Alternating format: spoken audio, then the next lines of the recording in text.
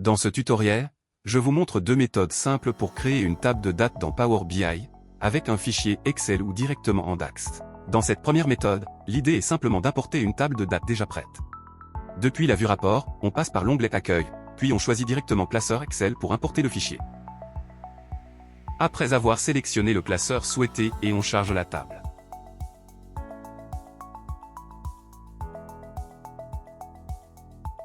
Une fois chargée, on renomme la table pour garder un modèle propre. Ensuite, on ouvre Power Query pour vérifier rapidement la structure et enlever les éventuelles lignes vides. Une fois les ajustements faits, on applique et on ferme pour revenir dans la vue modèle. La dernière étape consiste à définir cette table comme table de date.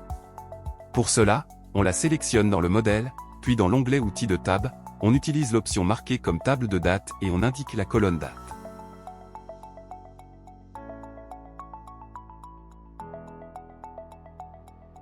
Et voilà, la table de date est prête à être utilisée.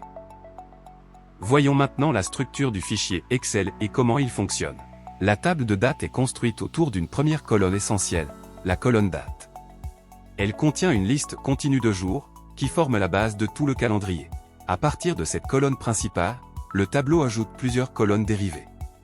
On trouve d'abord la colonne année, qui indique l'année correspondant à chaque date. Vient ensuite la colonne numéro de mois, qui renseigne le mois sous forme de chiffres, de 1 à 12.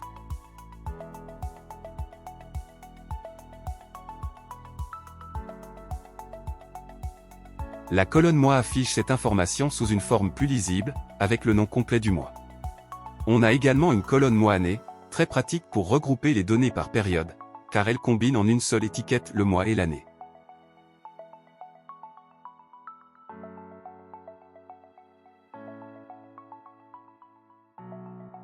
Enfin, la colonne semaine crée une information intéressante pour les analyses hebdomadaires, elle associe l'année et le numéro de la semaine pour chaque ligne du calendrier. Voilà, notre table se remplit automatiquement, et on peut ajouter d'autres champs comme trimestre. Dans cette deuxième méthode, on crée la table de date directement via une formule DAX. Dans l'onglet Modélisation, on choisit Nouvelle table, on colle le script DAX et on valide.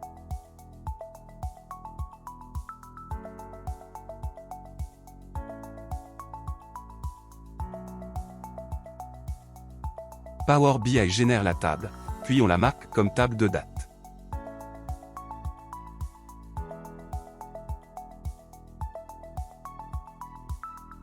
Voyons maintenant comment ce script fonctionne. Tout d'abord, nous commençons par nommer notre table, table date. C'est le nom que nous donnons à cette nouvelle table DAX. Ensuite, le script utilise Add Columns, la fonction principale qui va créer et enrichir la table avec toutes les colonnes supplémentaires. À l'intérieur, on trouve Calendar, qui génère la colonne principale date, allant du 1er janvier 2018 jusqu'à aujourd'hui. Ensuite, Add Columns ajoute l'année, le numéro du mois, le nom du mois, une colonne année-mois et un format lisible du jour. Au final, ce script construit une table de date complète et prête à être utilisée dans Power BI. À bientôt pour de nouvelles astuces Power BI.